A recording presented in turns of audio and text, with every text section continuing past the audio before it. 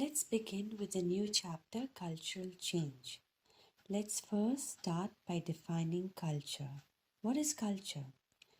We will use Malinowski's definition that culture comprises inherited artifacts, goods, technical processes, ideas, habits, and values. Essentially, culture comprises of material and non-material things. Now, why is culture important? Well, it is important as it reflects the community or nation, as it is a way of life of these people, the values, beliefs, and norms which are socially established. So, with this as our background knowledge, let's understand how colonial rule affected the Indian culture. Before we do that, let's just recap what we've learned in the previous chapter. First of all, change in structure goes hand in hand with change in culture. So we have factories replacing fields as work areas, cities replacing villages as habitation areas. So, in essence, a change in the social structure entailed a change in the culture. We look at two developments. The first one is the social reform movements of the 19th and 20th century, early 20th century, and the second one is the changing cultural processes like Sanskritization, Modernization, Secularization, and Westernization. Keep in mind that Sanskritization is a change that started to occur before the colonial rule, while the remaining three started to take place during the colonial period. The first development, that is the social reform movements, are to be considered as a deliberate, conscious effort of change. And the second was less deliberate, yet a pivotal or key change in the cultural practices.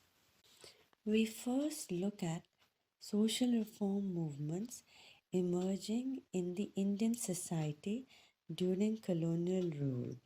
So, 19th century society had practices of sati, child marriage, and caste discrimination existing as socially discriminatory practices. Also, widow remarriage was forbidden, and we have reform movements being carried out by Buddhism, Bhakti, and Sufi movements to address these socially discriminatory practices in the pre colonial times. However, what sets the 19th century movement apart from the early movements is that it was a creative combination of modern ideas of Western liberalism and a new review of traditional Indian literature. So we have the example of Raja Ram Mohan Roy opposing the practice of sati on humanitarian grounds and as well as quoting the Hindu Shastras to validate his claim. Ranade pointed out the sanction for widow remarriage as per the Shastras through his writing. Now, let's look at the modern context of change in colonial India as delineated by sociologist Satish Sabharwal, who elaborated three aspects to the modern framework of change in colonial India in terms of number one, modes of communication, number two, forms of organization, and number three, nature of ideas. Now we will go over them one by one. Let's start off with the first one, mode of communication. Well, this rapidly changed due to the new technology like the printing press, the telegraph, and the microphone. Also, we have a much more faster movement of people thanks to steamships and railways, and these people brought with them different ideas. Now, the second is the forms of organization And what we have is the Brahmo Samaj in Bengal, the Arya Samaj in Punjab, the All India Muslim Ladies Conference of 1914. These organizations discussed and debated either in meetings or in public media like journals and newspapers about social reform. The last one, the nature of ideas, means that new ideas of liberalism and freedom and questioning of past ideas so as to bring about social and intellectual growth in the society. So we have new ideas about the roles for mother and daughter, new ideas about marriage, and also a self conscious pride in culture and tradition. The value of education was highlighted for societal betterment, and one notable example is Mr. Jyotiba Phule, who opened the first school for women in Pune. Taking up of Western education led to an understanding of Western enlightenment and liberal democracy, which these reformers wanted to apply for India under the colonial rule. The humiliation because of the colonial rule made them assert their pride in Indian scholarly learning. So we have varied social reform movements, each with their own agenda and targeting a particular segment of society, like upper caste or problems of middle class men and women or caste discrimination. Note culture and tradition are living entities as people learn them and modify them. Example, the evolution of how a sari is worn today by women. So, we're going to look at what are the four different kinds of social change. Well, they are Sanskritization, Westernization, Modernization, and Secularization. Now, out of these four, Sanskritization existed before colonialism, while the other three are due to the changes brought in by colonialism. So, let's start with a question. What is Sanskritization? The term was first coined by M.N. Srinivas. Sanskritization is a process of social mobility. That is, a low caste or tribe or other group taking over the customs, rituals, beliefs, ideology, and style of life of the high and, in particular, twice born Dvija caste. Let's first define Dvija. Well, it means people of the first three varnas, that is, the Brahmins, the Kshatriyas, and the Vaishyas. Dvija means twice born. The first birth is physical, while the second birth is a spiritual one. The second birth occurs when one takes up fulfilling a role in the society at the time of the Upnayanam initiation ceremony. The influence of Sanskritization can be seen in language, literature, ideology, music, dance, drama, style of life, and ritual. Thus, change is primarily visible amongst Hindus, but it is also seen in non Hindu groups and it operated differently in different parts of India. So, this brings us to the concept of desanskritization, which is simply put the influence of the dominant non Sanskritic caste culture on the people of a region.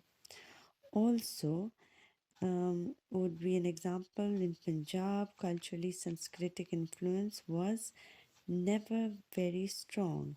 Effect of Sanskritization of a group is improving its position in the local caste hierarchy. This presupposes economic and political advancement of that group or a higher group self consciousness due to the contact with a pilgrim center or a monastery or a religious preacher of the great tradition.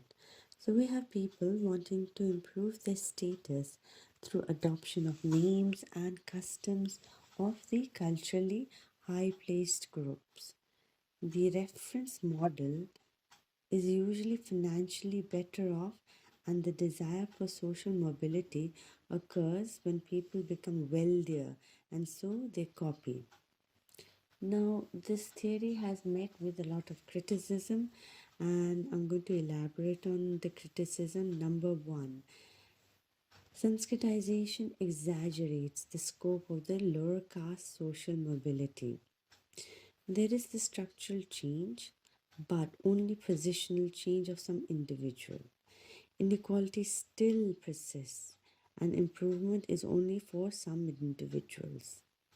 Number two, the ideology accepts the ways of the upper caste as superior and lower caste as inferior. The desire to imitate by the lower caste is seen as something natural and desirable. Number three, justifying the model of exclusion as it appears to suggest that to believe in purity and pollution of groups is right, and so is to look down upon the lower caste. So, what happens is that excluded caste also aspires to be in a position so as to look down on other people. And what we have is the perpetuation of this ideology of inequality and exclusion. One community justifying, example, not taking food from higher castes as they do polluting things like, for example, oil pressing, which is crushing and killing seeds to make oil, and hence engaging in polluting things. The fourth point is Sanskritization is criticized as it leads to the adoption of upper caste rites and rituals of seclusion of girls and women, dowry practice, and caste discrimination. Number five, the key characteristics of Dalit culture and society are eroded. Labor is degraded. Identity based on work abilities is regarded as useless in the industrial era. So the question is Sanskritization gendered, or in other words, does it affect women differently from men? Well, in this case, the answer is yes, because imitating the upper caste means that they are also adopting the habit of the seclusion of girls and women, and also the practice of giving dowry in a marriage. Now, traditionally, the dominant caste punished the lower castes who sought Sanskritization for social mobility. With the growth of anti-Brahmanical movement and growth of regional consciousness in the 20th century, there was no longer a desire by the dominant caste to go for Sanskritization. Several Indian languages dropped Sanskrit words and phrases. A crucial result of the backward class movement was to emphasize the role of secular, that is, non religious factors in the upward movement of caste groups and individuals. Now, let's look at the second topic, Westernization. M.N. Srinivas defined it as a change brought about in the Indian society and culture in terms of technology, institutions, ideology, and values due to over 150 years of British rule. So, Westernization involves imitation of external forms of culture like the use of modern technology, the change in the way of dressing, the kind of food that people began to eat, the change in furniture, etc. It does not necessarily mean that people adopt modern values of democracy and equality. People can adopt external form of Western culture but have very rigid conservative ideas about the role of women in society. Like, for example, the practice of female feticide combines a discriminatory attitude towards women and the use of very modern technology. There was also emergence of a westernized subcultural pattern in the early 19th century of a section of Indian intellectuals who not only adopted the style of life but also the way of thinking. These were the social reformers. There was also a general spread of Western cultural traits across the country. Westernization influenced Indian art and literature, example in the works of the artists like Ravi Verma, Bankim Chandra Chattopadhyay. So, what are the effects? Often, westernization among the middle class makes generational difference more complex as the younger generation is quick to adopt the cultural traits of the West, whether it be in food, dress, or music. Srinivas suggested that while lower caste sought to be Sanskritized, the upper caste sought to be westernized. This generalization does not hold for a vast and diverse country like India. Example, the upper caste group of the Tiyas of Kerala adopted Western culture as they wanted to move out of the caste system and adopt a more cosmopolitan life. Likewise, Western education implied new opportunities for different groups of the Northeast. It was their ticket to upward economic mobility. In today's time, due to globalization, we find Americanization becoming the trend. People wanting to speak in an American accent, then a British one, are signs of Americanization. The American film industry, that is Hollywood, has helped in spreading Americanization. Remember, Americanization and Westernization are different, as Westernization is the spread of Western or European culture and values, and Americanization is basically more specific as it means the spreading of the American culture. So, now let's look at modernization and secularization.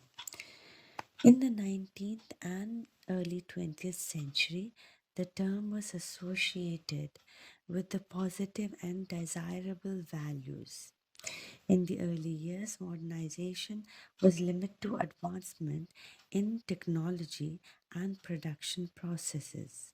Then its usage expanded to patterns of development that Western Europe or North America had experienced, and was a suggestion to the other societies that this path is what they ought to follow for development. In the case of India, our modernization and secularization is different from the West as it took place within the colonial context. Modernization and secularization are linked together as they are a part of the set of modern ideas. The modern ideas are cosmopolitan attitude, rational mindset, individualism, and an achieved identity preference. India is a plural society with many traditions, and tradition and modernity are not fixed entities but are constantly being redefined, especially in urban areas. Now, I'd like to give you an example of the tribal people of Arunachal Pradesh. Now, the concept of tribal identity has given rise to the assertion of the tribal identity displayed in the celebration of the festivals. A special festival celebration committee is set up in a formalized manner with a formalized date allotted on the official government calendar. The festival celebration as chief guest, speeches, and a Miss Festival contest. All these things have replaced the traditional way of celebrating the festival. Now let's move on to secularization. In modern West, it simply means the decline in the influence of the religion. It was an assumption that religion would decline as modern societies became more secular, which is not true.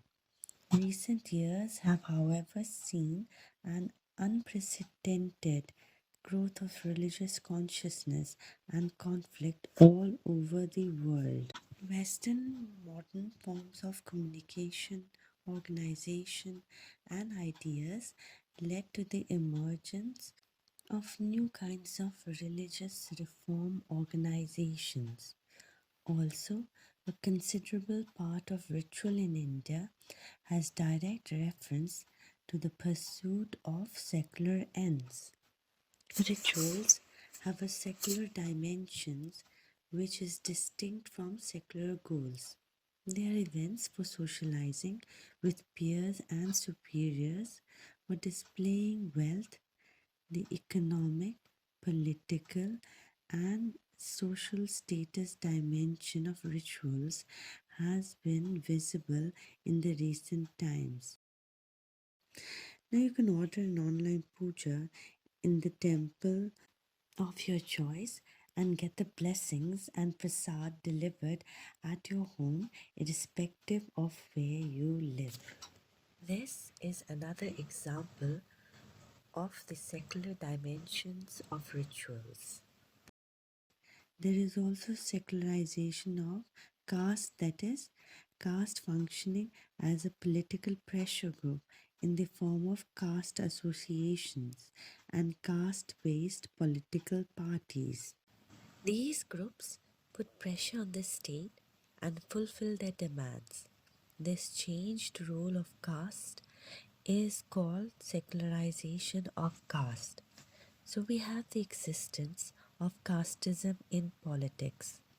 Politics is about power for the realization of certain goals, and it needs masses to consolidate its position. The caste provides this bulk of population which is required by politicians to support their power. The politicians mobilize caste groups and identities in order to organize their power, and in the process, they end up changing the form of caste too. Thus, we have seen the distinct ways that social change has taken place in India.